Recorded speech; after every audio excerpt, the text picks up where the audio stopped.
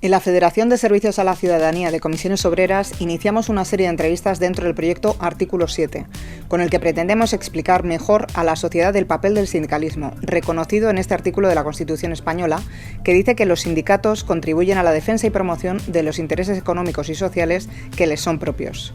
Pero no solo para representar a nuestra afiliación, sino para defender los intereses de toda la clase trabajadora y además con la capacidad de crear acuerdos que son ley.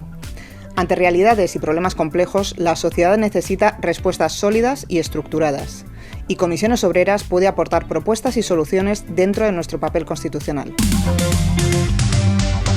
Para tratar algunos de estos temas empezamos entrevistando a Pepa Páez, secretaria general del sector ferroviario de Comisiones Obreras, con la que queremos hablar sobre su sector, uno de los sistemas de transporte que mejor vertebra el territorio y de los más sostenibles, y que recientemente ha acaparado la actualidad debido a los trágicos accidentes de hace 2 meses.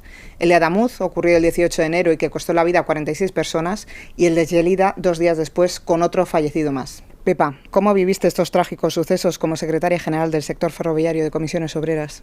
Bueno, en primer momento es un fuerte impacto y sobre todo doloroso, ¿no?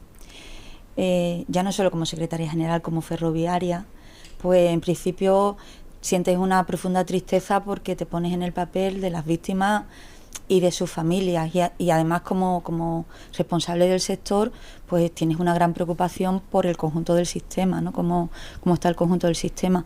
O sea, esto no es solo un golpe doloroso en lo emocional, sino que además te lleva a un proceso de reflexión, tiene que poner en vilo al sector en el sentido de analizar lo que ha ocurrido, sobre todo para buscar soluciones que permitan que esto no vuelva a ocurrir. Entonces, en ese sentido, pues preocupación y dolor a la vez, y luego desde la cercanía de los compañeros y compañeras que se ven implicados, porque más allá de todo somos personas, son, como decía, compañeros y compañeras, algunos de ellos incluso los conoces personalmente, algunos fallecidos, otros heridos y muchos de ellos afectados psicológicamente, con lo cual en principio tienes como prioridad el acompañamiento, el apoyo, sin olvidar el exigir responsabilidades por lo ocurrido. Enlazando con esto que comentas, con el paso del tiempo, ¿cómo valoras la gestión de estos accidentes por parte del sindicato? Pues yo creo que hemos estado a la altura en una situación tan extrema y tan complicada como la que hemos vivido, ¿no? Respondimos con rapidez, pero enfocando sobre todo entre áreas de trabajo, ¿no? Diría yo. Como decía al principio, en el apoyo, en el apoyo humano, sobre todo, en exigir que la investigación sea rigurosa y seria, y luego en la movilización para exigir medidas que mejoren la seguridad del sistema. Comentabas lo de la movilización. Comisiones Obreras, junto con otros sindicatos, convocó una huelga en el sector tras estos accidentes, que se desconvocó tras alcanzar el acuerdo que implica, entre otras medidas, un aumento del nivel de seguridad. ¿Qué papel crees que jugó Comisiones Obreras en la organización de la plantilla, en la convocatoria de huelga y en la negociación del acuerdo? Pues Comisiones Obreras ha sido un actor fundamental en todo el proceso. Nosotros hemos coordinado con el resto de organizaciones sindicales de manera activa la convocatoria de huelga en primer lugar y luego el desarrollo de la negociación colectiva que nos llevó a esa desconvocatoria, ¿no? tras un día de huelga. Comisiones Obreras tiene una importancia en el sector que le permite en estos casos pues liderar, ¿no? Toda la gestión del conflicto. Y bueno, en el sentido del acuerdo, pues ahí para nosotros la huelga no era un fin en sí mismo, sino que era una herramienta que nos permitiera desbloquear una situación que exigía respuestas urgentes, ¿no? Y esa presión nos sirvió pues para, en una mesa de negociación, sentar no solo a las empresas, no solo a Renfe y a Adif, sino también al Ministerio para buscar esas soluciones, ¿no? Y en cuanto al contenido del acuerdo... Sí, te iba a preguntar si nos puedes explicar brevemente los contenidos del acuerdo y qué medidas se han tomado ya para cumplir con lo acordado.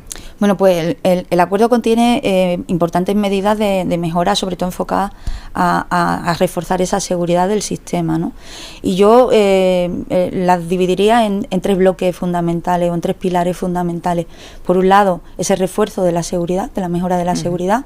En ese sentido, se han acordado la constitución de varios comités y grupos de trabajo donde van a participar no solo las operadoras ferroviarias, no solo el administrador de infraestructura, sino también la Agencia Española de Seguridad Ferroviaria y los sindicatos representativos del sector. Y el objetivo de esos grupos y de esos comités son pues revisar todos los protocolos que tienen que ver con la seguridad, establecer un protocolo de actuación ante las alertas climatológicas que sea homogéneo y que permita la coordinación de todos los actores que intervienen, revisar también los itinerarios formativos del personal ferroviario, todas las medidas que se toman y, por ejemplo, una cosa que no se tenía en cuenta, que para nosotros es fundamental, es determinar una dotación mínima de personal a bordo de los trenes, porque ya no solo en accidentes, sino en otras situaciones que son críticas, el que no haya suficiente personal a bordo de los trenes supone un problema para la gestión de esas situaciones. Eso como primer bloque. Luego un segundo bloque, que es el aumento de la inversión en el mantenimiento de la infraestructura, con lo cual se ha aprobado un aumento del presupuesto que ya estaba acordado para el mantenimiento de la infraestructura por parte de Adif en el periodo de 2026 a 2030, y ese presupuesto se amplía en un 15% para el año 2026 y en un 20% anual en el resto de años hasta llegar a 2030. Y ya un tercer bloque que supone un hito para nosotros como sector, porque nunca se habían aprobado una tasa de reposición adicional de empleo público tan importante y que es necesaria para llevar a cabo todas esas medidas, ¿no? Entonces, en el caso de Renfe se aprueba una tasa de reposición adicional de 1.200 personas que se van a incluir en la convocatoria de empleo público que se publicará este mismo año. En el caso de Adif, las plazas que se aumentan serían 2.400, pero en este caso serían a razón de 480 cada año, desde este año, empezando en 2026 hasta 2030, y que también serían adicionales a la tasa de reposición habitual del año. Y en el caso de la Agencia Estatal de Seguridad Ferroviaria, pues se aprueba la publicación de 50 plazas. 44 serían de funcionarios o funcionarias y otras 6 de personal laboral. ¿Crees que este accidente ha hecho que la ciudadanía pierda cierta confianza en este medio de transporte? Y si fuera así, ¿qué responderías como ferroviaria? Hombre, yo creo que es comprensible que ante una situación como las que hemos vivido, ¿no? 2 accidentes tan seguidos con fallecimientos, pues haya cierta inquietud, ¿no? Cierta sensación de inquietud. Pero yo sí que le querría trasladar a la ciudadanía que el transporte por ferrocarril sigue siendo uno de los modelos de transporte más seguros.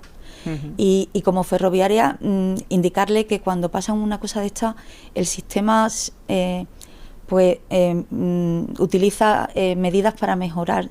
Siempre cualquier accidente de este tipo sirve para ponernos a reforzar esa seguridad. O sea, el sistema tiene una capacidad de aprendizaje y ante sucesos como lo que hemos vivido, pues revisa y mejora, ¿no? Entonces, trasladarles la idea de que nuestro trabajo va a seguir siendo que el sistema ferroviario no solo siga siendo uno de los más seguros, sino de que cada día sea más seguro que el anterior, ¿no? Y bueno, pasando al ámbito un poco más sindical, ¿cómo valoras la fuerza actual del Sindicato de Comisiones Obreras en tu sector? Bueno, pues Comisiones Obreras tiene una amplia representación en el ámbito del sector ferroviario.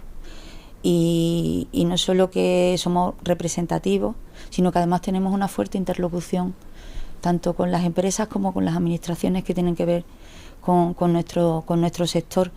Pero más allá de los números, que yo creo que son negros sobre blanco y eso es evidente, nosotros siempre trabajamos además en tener la confianza de los trabajadores y trabajadoras del sector. Y yo creo que ante situaciones como esta, cuando un sindicato demuestra que está a la altura, que es una herramienta útil, que es una herramienta eficaz y además cercana, nos ganamos esa confianza, que es lo que pretendemos. Y ampliando un poco más esto, ¿cómo valoras tú el posicionamiento de Comisiones Obreras como actor sociopolítico en el sector ferroviario? Bueno, pues Comisiones Obreras en el ámbito del ferroviario, como a nivel general, pues un actor sociopolítico de primera, ¿no?